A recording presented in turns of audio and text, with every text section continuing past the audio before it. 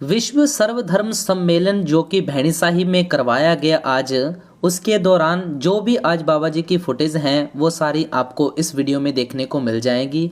और सभी संतों महात्माओं ने बाबा जी के बारे में क्या कहा, आइए हम विस्तार पूर्वक सुनते हैं और इन सभी फुटेज को वन बाय वन देखते हैं। सर्व धर्म सम्मेलन का परपस है, वर्तमान सतगुरु जी का यही प्रयोजन है, यही उन्हां दी प्रेरणा है। और इसे भावना दे नाल इस महान समागम का आगाज होया। इसे भावना दे नाल इस महान कार्यक्रम ਨੂੰ आयोजन करने का नामधारी समाज के वल्लों महान उपराला होया।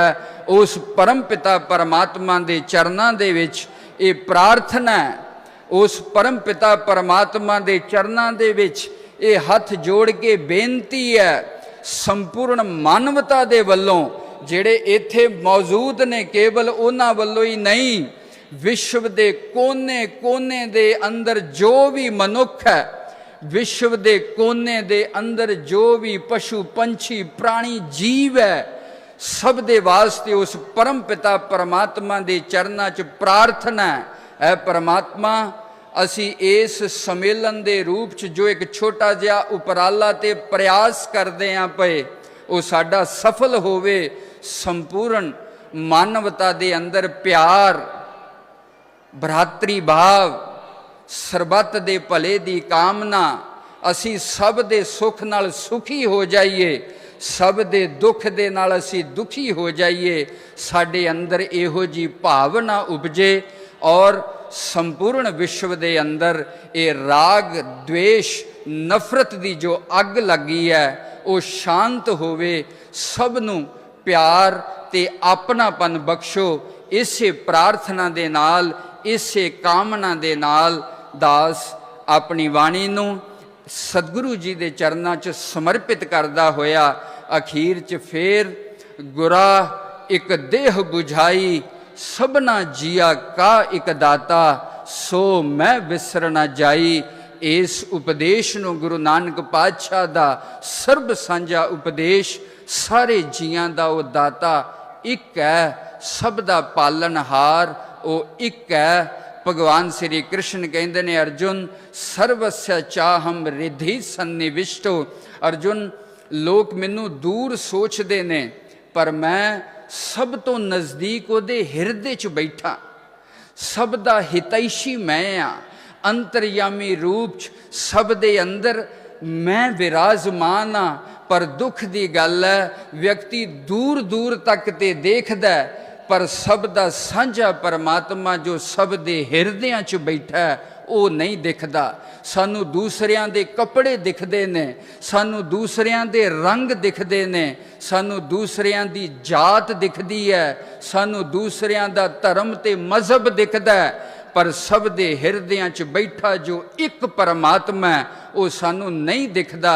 मैं परम पिता परमात्मा दे चरणों च प्रार्थना करदा, हे परमात्मा, सब दे हिरदियां च जो एक परमात्मा बैठा है वो भी सानू नज़र आउण लग जावे, ताकि असी सारी मानवता नाल प्यार करिए।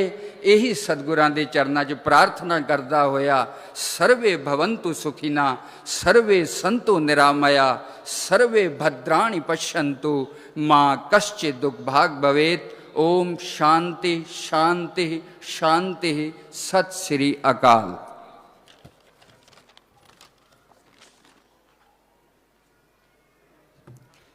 सानू अत्यंत खुशी है कि सानू महान धार्मिक मुखिया ने दर्शन दिते ने। साडे कोल परम पूज्य श्री महाराज गुरिंदर सिंह जी राधा स्वामी सतसंग ब्यास के जो सतगुरु ने मुखी ने, उन्होंने आण के कृपा की है, दर्शन दिता है। ये साड़ियाँ सांझां अज दियां नहीं, बहुत पुरानियां ने। जदों गरीब नवाज श्री सतगुरु प्रताप सिंह सच्चे पातशाह जी दे कोल श्री महाराज सावण सिंह जी, श्री महाराज सावण सिंह जी अते उस तो बाद उन्हां दे साथ ही श्री महाराज चरण सिंह जी, वो भी आउंदे रहे। श्री जीवन नगर भी गए। इत्थे 1934 की कानफ्रेंस विच भी उन्होंने दर्शन दिते। ਉਹਨਾਂ ਨੇ ਉਸ ਵੇਲੇ ਵੀ ਇਹ ਬਚਨ ਕੀਤਾ ਸੀ ਕਿ ਅਸੀਂ ਮਹਾਰਾਜ ਪ੍ਰਤਾਪ ਸਿੰਘ ਜੀ ਦੇ ਪਿਆਰ ਦੇ ਖਿੱਚੇ ਹੋਏ ਆਏ ਹਾਂ। ਉਹਨਾਂ ਪਿਆਰ ਭਰੀਆਂ ਸਾਂਝਾਂ ਨੂੰ ਬਰਕਰਾਰ ਰੱਖਦੇ ਹੋਏ ਸ਼੍ਰੀ ਮਹਾਰਾਜ ਜੀ ਨੇ ਸਾਨੂੰ ਦਰਸ਼ਨ ਦਿੱਤਾ। ਉਹਨਾਂ ਦਾ ਕਦਮ ਕਦਮ ਸਾਡੇ ਸਿਰ ਮੱਥੇ ਤੇ ਹੈ। ਅਸੀਂ ਉਹਨਾਂ ਨੂੰ ਜੀ ਆਇਆਂ ਆਖਣਾ ਬਹੁਤ ਛੋਟਾ ਹੋਵੇਗਾ। ਅਸੀਂ ਉਹਨਾਂ ਨੂੰ ਨਤਮਸਤਕ ਹੁੰਦੇ ਹਾਂ, ਨਮਸਕਾਰ ਕਰਦੇ ਹਾਂ।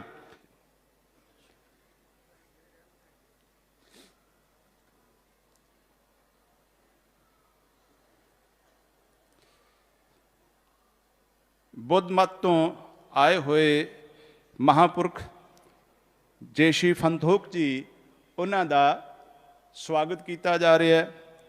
श्री महंत धूणीदास जी महाराज उन्हां दा स्वागत किया जा रहा है। परम पूज्य श्री महाराज गुरिंदर सिंह जी ब्यास वाले उन्हां दा स्वागत कर रहे हैं। साडे वलंटियर हाजी सैयद सुलेमान चिश्ती जी अजमेर शरीफ दरगाह तो आए ने, उन्होंने जी आया कहा जा रहा है। उन्होंने तो बाद श्री खैनपो किनले गैलसन जी बुद्ध धर्म तो आए, उन्होंने जी आया स्वागत किया जा रहा है।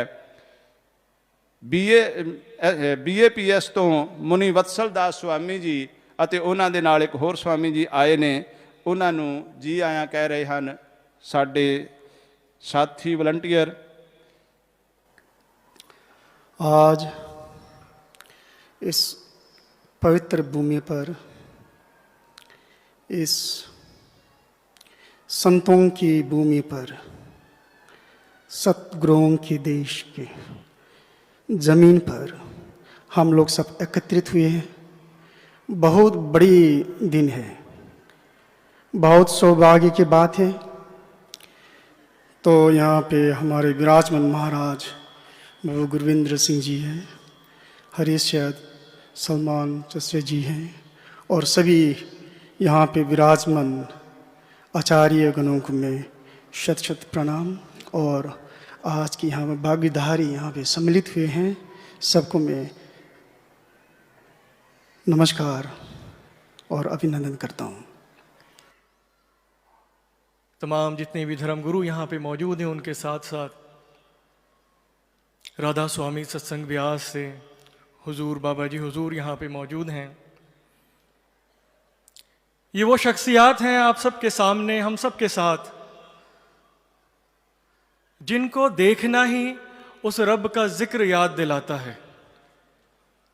जो हम सिमरन करते हैं, जो जिक्र करते हैं, मुर्शिद की दीद राह तरीकत पे, मुर्शिद की दीद राह तरीकत पे रब के दीदार कराती हैं।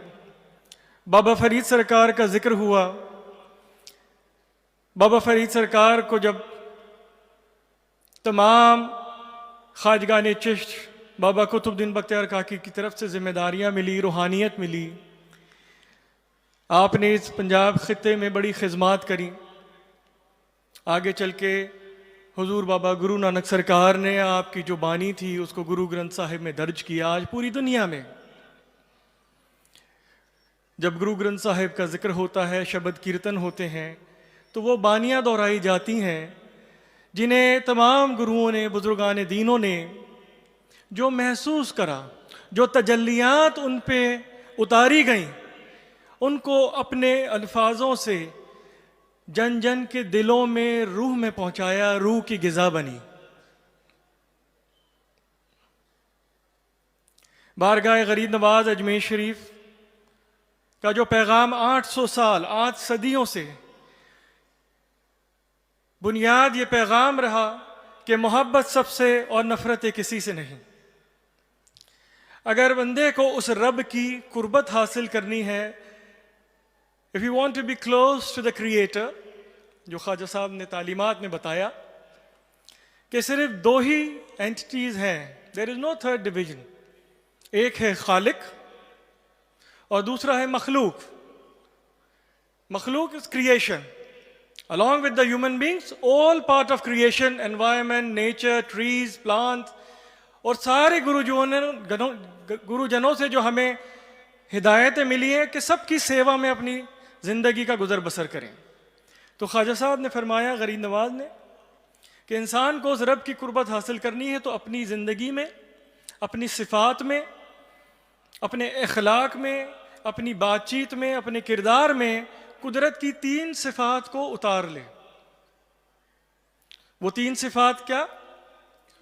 सूरज जैसी शफ़क़त, सन लाइक ग्रेस, दरिया जैसी सखावत, रिवर लाइक जनरोसिटी, और ज़मीन जैसी खातिर तवाज़ो, अर्थ लाइक हॉस्पिटैलिटी। ये 3 कुदरत की सिफ़ात अगर हम अपने किरदार में उतार लें तो जिस मकसद से आज हम यहाँ मिले हैं, सर्वधर्म संवाद, और जो गुरुजनों ने सेंचुरीज आफ्टर सेंचुरी सीना बसीना हार्ट टू हार्ट ट्रांसफॉर्मेशन और मुर्शिद के नजर करम से जो मिला, उसको हम अपनी ज़िंदगी के अंदर प्रैक्टिकली रियलाइज कर सकते हैं। क्योंकि ना तो सूरज, ना बहता हुआ पानी, ना ज़मीन किसी से उसका नाम पूछती है, उसका मज़हब पूछती है, ना किस खित्ते से आया है, क्या ज़बान बोलता है, किस मुल्क से आया है, ये पूछती है। Warmth of sun is equally open for all.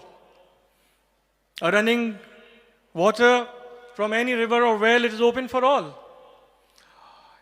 And earth, no matter how abusive we are, आज जो environmental crisis हो रहे हैं, जो हम देख रहे हैं, तब्दीली आ रही है, मौसम बदल रहे हैं, ये हम अर्थ को यूज़ नहीं अब्यूज़ भी कर रहे हैं। उसके बावजूद भी earth is ever so hospitable. तो ये किरदार हमें अपने अंदर उतारने हैं। ये तमाम जो आप लोग यहाँ बैठे हैं,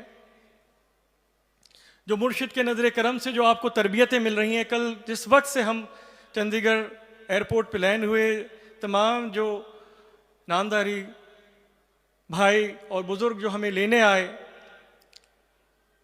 बड़ी मोहब्बत के साथ अपने घर भी लेके गए, और मुझे वाकई एक लम्हे भी ये नहीं लगा कि मैं पहली मर्तबा उनसे मिल रहा हूँ। ज़ाहिरी तौर पे हो सकता है कि हम कुछ घंटों पहले मिले हों, लेकिन जहाँ अध्यात्म के साथ, स्पिरिचुअलिटी के साथ हम अपनी ज़िंदगी, तो रूहें एक दूसरे को पहचान लेती हैं। क्योंकि रूहों का रिश्ता इस दुनिया में आने से बहुत पहले होता है।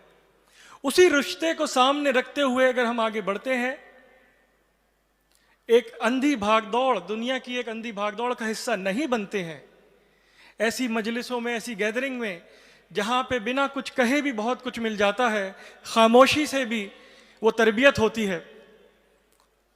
क्योंकि मौलाना रूमी ने फरमाया अपनी मसनवी में कि खामोशी ही उस रब की ज़बान है। Silence is the language of God. बाकी सब उसका तर्जुमा है। Everything else is the translation. ये बड़ा ही एक ख़ास दिन हमारे लिए भी है, जब हमें बताया कि 1934 में ऐसा सम्मेलन हुआ, उसके बाद भी ऐसा लेकिन इस तर्ज के ऊपर आज इतने सालों बाद उन्हीं बातों को याद करके, सिमरन करके, उस रब का जिक्र करके, तमाम गुरुओं के सामने जब हम लोग मौजूद हैं यहाँ, तो यकीनन इस प्रण के साथ, इस प्लेज के साथ हम अपनी अपनी दिशाओं में वापस जाएं, अपने अपने घरों, अपने अपने इलाकों में जाएंगे कि भारत देश ये एक ऐसा अजीम मुल्क है कि यहाँ पे अमन, प्यार, मोहब्बत, इंसानियत की वो परंपराएं आज भी मौजूद हैं जो सदियों से पूरी दुनिया को मार्गदर्शन देती आई हैं। ये हम सब का कर्तव्य बनता है, प्लेज बनता है कि उसको आगे चलें, नई जनरेशन को दें। मैं ज़्यादा वक्त नहीं लूँगा क्योंकि हमारे बुज़ुर्ग यहाँ पे मौजूद हैं, अपनी अपनी बात रखेंगे। लेकिन जो एहसास मुझे यहाँ हुआ, अभी कुछ वक्त पहले हमारी खुशकिस्मती थी कि हम अपने परिवार के साथ ब्यास जा सके। बाबा जी की दावतनामे पे एक हफ्ता जब इनके पास रहे, बिल्कुल जैसे मैंने आपसे कहा कि बिल्कुल हमें महसूस नहीं हुआ कि पहली मर्तबा किसी नई जगह हम आए हैं। क्योंकि नया पुराना हमारी जहन की सोच होती है। जब रूहें एक दूसरे को पहचान लेती हैं तो वो अपनापन और अपना घर लगता है, और वाकई उसमें ये एहसास होता है कि ये बहुत ही हमारा रिश्ता, जो रूहों का रिश्ता है, वो सदियों से चला आ रहा है। गरीब नवाज की बारगाह में जो मैंने बात कही, बचपन से हमें यही सिखाया जाता है कि दरबार में आने वालों का ना तो नाम पूछें, ना मज़हब पूछें, ना ज़बान पूछें, किस खित्ते से आए, ये भी ना पूछें। अगर पूछना है तो सिर्फ एक बात पूछें कि हम आपकी क्या सेवा कर सकते हैं, how can we serve you. अगर कोई ज़रूरतमंद आता है और अगर आपके पास दुनियावी सरमाए हैं, रिसोर्सेज हैं, तो go ahead and help them, उनकी मदद करें। अगर आपके पास भी वो रिसोर्सेज नहीं है, वो सरमाए नहीं है, तो उस ऊपर वाले ने ये 2 हाथ हमें दिए हैं, हाथ उठा के हम सब के लिए दुआ करें, अमन की दुआ करें, इंसानियत की दुआ करें, मोहब्बत की दुआ करें। क्योंकि दुआ और खिदमत खल्क में वो ताकत होती है जो हमारी किस्मतें भी बदलता है। ऐसा नहीं है कि किस्मत में जो लिख दिया गया वही हमेशा होता है। दुआ और खिदमत खल्क, सेवा से किस्मतें भी बदलती हैं। और वो दरबार गरीब नवाज और दरबार जहाँ सेवा होती है वहाँ पे किस्मतें रोज़ बदलती हैं। को कभी हमें मायूस नहीं होना चाहिए। नौजवानों से मैं खासकर कहना चाहूँगा कि अच्छे नंबर नहीं आए, अच्छी जॉब नहीं लगी, तो मायूस होते हैं, कभी कभी एक्सट्रीम स्टेप भी ले लेते हैं। तो मायूस ना हो, सेवा और दुआ से किस्मतें भी बदलती हैं। बारगाह गरीब नवाज अजमेर शरीफ में इसीलिए जो लंगर दिया जाता है आज से नहीं 800 साल से, वो एक प्योर वेजिटेरियन लंगर है। 800 साल से हर रोज सुबह 5 बजे और शाम को 5 बजे जो लंगर दिया जाता है वो एक ऐसा लंगर है जिसमें हम अनियन और गार्लिक भी नहीं मिलाते, ताकि तमाम धर्मों के मोहब्बत के साथ उस दस्तरखान पे बैठ सकें, लंगर खा भी सकें, खिला भी सकें। क्योंकि ये दरबार और बुजुर्गों से रूहानियत जो मिलती है, आज आप लोग भी यहाँ महसूस कर रहे होंगे कि जब यहाँ पे आते हैं दरबारों पे तो ख्यालों का भी ख्याल रखा जाता है। ख्यालों का भी ख्याल रखना ही रूहानियत और उसका एहसास है। तेरा दयार है दारुस्सलाम या ख्वाजा, तजल्लियां है नई सुबह शाम या ख्वाजा, न फिक्र में न गमे जाम तेरे मस्तों को, जो मुर्शिद की नजर करम से रहते हैं उनको कोई फिक्र और कभी कोई गम नहीं होता। तेरी एक निगाह से चलता है काम या ख्वाजा, कि मुर्शिद की एक निगाह से हमारा काम चलता है। इसीलिए बाबा फरीद सरकार ने जब पेड़ के नीचे बैठे थे तो आपने जब वहां पे कौवा बैठा उसको कहा कि तू मेरा पूरा मन खा ले लेकिन ये 2 नैन छोड़ देना, क्योंकि इस नैन से मैंने मुर्शिद के दीदार करे हैं और इस नैन के सदके ही मैं आगे भी अपनी ज़िंदगी गुजर बसर करूंगा। मैं बहुत बहुत शुक्रिया अदा करता हूं तमाम गुरुजनों का, नामदारी सरकारों का, सदगुरु जी का, कि यहाँ पे अजमेर शरीफ की तरफ से दावतनामा दिया। और आप सब के लिए अजमेर शरीफ की तरफ से जब बुलावा हो तो हम हाजिर हैं खिदमत खल्क के लिए। आज 9 मार्च का दिन है, मैं बाबा जी मौजूद हैं यहाँ पे, राधा स्वामी सत्संग ब्यास से हाजिर हुए हैं, तो मैं उनसे ये भी अर्ज़ करना चाहूँगा कि हमारे लिए सदगुरु जी भी सब दुआ करें। आज हमारा 41वां जन्मदिन भी है जो मैंने जिक्र नहीं करा था। मुझे जब आ रहा था कह रहा तो कहा गया कि आप वहाँ जा रहे हैं। मैंने कहा भाई देखे, एक परिवार के साथ जो जन्मदिन मनाया जाता है तो मैं जिस परिवार में जा रहा हूँ वो भी मेरा परिवार है। तो आज ये मेरे लिए भी सौभाग्य की बात है कि आज मैं बड़े परिवार के साथ अपना जन्मदिन मना रहा हूँ और तमाम गुरुओं की दुआ ले रहा हूँ। आदाब, सलाम, बहुत बहुत शुक्रिया। बहुत बहुत धन्यवाद। सबसे पहले तो हम नामधारी समाज की ओर से ही आपको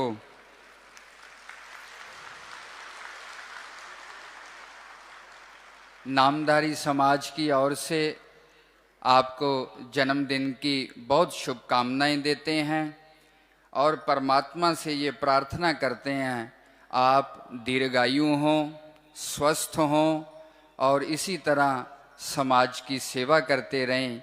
यही हमारी तरफ से आपके लिए दुआ है। इस तो अगे साडे विच बहुत ही मानयोग शख्सियत जिन्हां ने समाज उत्थान वास्ते निरंतर कार्य करते आ रही है संस्था राधा स्वामी डेरा ब्यास तो महाराज गुरिंदर सिंह जी, मैं उन्हां दे चरनां 'च बहुत निमरता सहित प्रार्थना करदा वो अपने सद उपदेश द्वारा साडे सारियां दा मार्गदर्शन करन। महाराज गुरिंदर सिंह जी।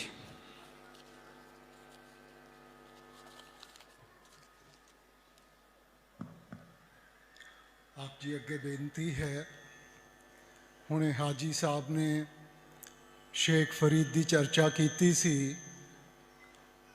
ਤਾਂ ਸ਼ੇਖ ਸਾਹਿਬ ਨੇ ਇੱਕ ਸਾਡੇ ਸਾਰਿਆਂ ਦੇ ਅੱਗੇ ਸਵਾਲ ਰੱਖਿਆ ਸੀ, ਜਿਸ ਦੇ ਉੱਤੇ ਆਪਾਂ ਨੂੰ ਰੋਜ਼ ਵਿਚਾਰ ਕਰਨਾ ਚਾਹੀਦਾ ਹੈ।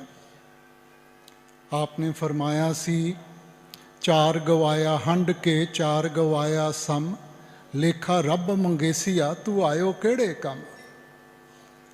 मालिक ने किस कारज वास्ते भेजिया है, आपां किन्ना चीज़ां च आके फस गए हाँ। ये बाहर मुखी साधन ये तो एक जरिया सन, मगर असी सारी उम्र उन्हां नूं इकट्ठा करदे ਆਪਾਂ ਜ਼ਿੰਦਗੀ ਪੂਰੀ ਕਰ ਲੈਂਦੇ ਹਾਂ। ਜਿਸ ਕਾਰਜ ਵਾਸਤੇ ਉਸ ਅਕਾਲ ਪੁਰਖ ਨੇ, ਮਾਲਿਕ ਨੇ ਭੇਜਿਆ ਸੀ, ਉਹਨੂੰ ਇਨਸਾਨ ਭੁੱਲ ਕੇ ਬੈਠ ਗਿਆ ਸੀ। ਇਸ ਕਰਕੇ ਜਦੋਂ ਵੀ ਆਪਾਂ ਕਿਸੇ ਮਹਾਂਪੁਰਖ ਕੋਲੇ ਜਾਂਦੇ ਹਾਂ, ਆਪਾਂ ਸਿਰਫ ਉੱਥੇ ਮੱਥੇ ਟੇਕਣ ਵਾਸਤੇ ਨਹੀਂ ਜਾਂਦੇ, ਆਸ਼ੀਰਵਾਦ ਲੈਣ ਵਾਸਤੇ ਨਹੀਂ ਜਾਂਦੇ, ਕਿਉਂਕਿ ਉਹਨਾਂ ਦੀ ਜਿਹੜੀ ਦਾਤ ਹੈ, ਗੁਰ ਗਿਆਨ ਪਦਾਰਥ ਨਾਮ ਹੈ, हर नामो दे छुड़ाए, जिस प्रापत सो लए गुरचरनी लागे आए। सो इस करके जिहड़ी सच्ची दौलत है, दाना सिर दान नाम दान, सब तो वड्डी दौलत, सब तो वड्डी उहदी बख्शिश वो नाम दी कमाई, शब्द दी कमाई है। तो जिन्ना चिर आपां वो कारज नहीं पूरा करांगे, इत्थे जिन्नी मर्जी शोहरत हासिल कर लईए, जिन्नी मर्जी धन दौलत इकट्ठी कर लईए, मगर जिन्ना चिर सानू उस सच का अपने अंदरों एहसास नहीं ना होगा। इस करके गुरु घर ने कहा सी, सब किछ घर में बाहर नाही, बाहर ढूंढे सो भरम भुलाई। मालिक ने जदों इंसान का जामा बख्शिया सी, जो इन्हें देना देता, मंगण की लोड़ नहीं है, पहचानण की लोड़ है। परमार्थिक पहचान है। असी सोचते हाँ कि पता नहीं कित्थे पहुँचना है, कित्थे जाना है, किते नहीं जाना। सिर्फ ध्यान नूं अंतर्मुख करके जो उसने दात बख्शी है, उहदी आपां कदर करनी है। इस करके आप फरमांदे हन, ज्ञान ध्यान धुन जाणीए, अकथ कहावे सोए।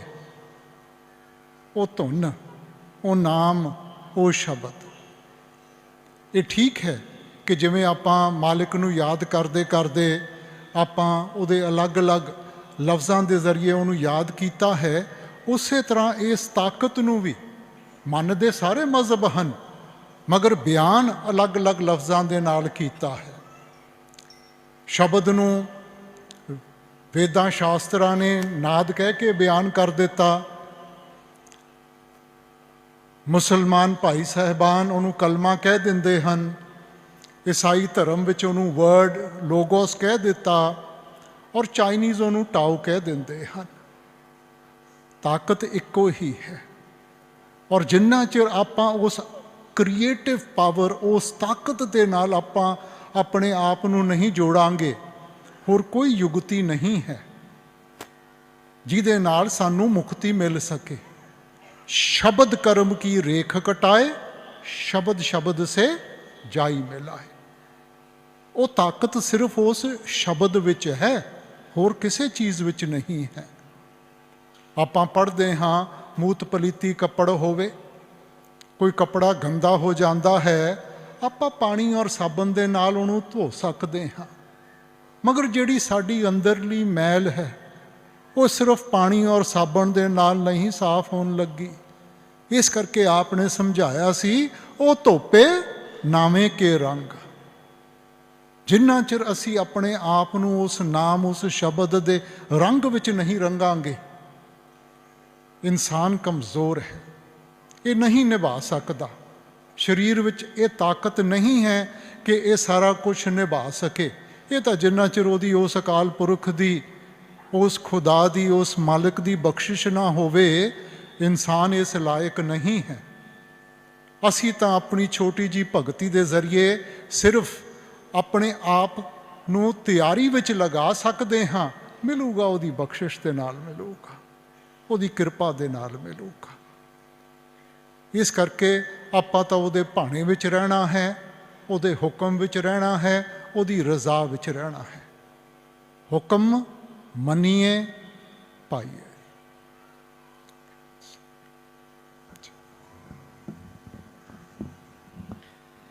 ਬਹੁਤ ਬਹੁਤ ਧੰਨਵਾਦ ਮਹਾਰਾਜ ਗੁਰਿੰਦਰ ਸਿੰਘ ਜੀ।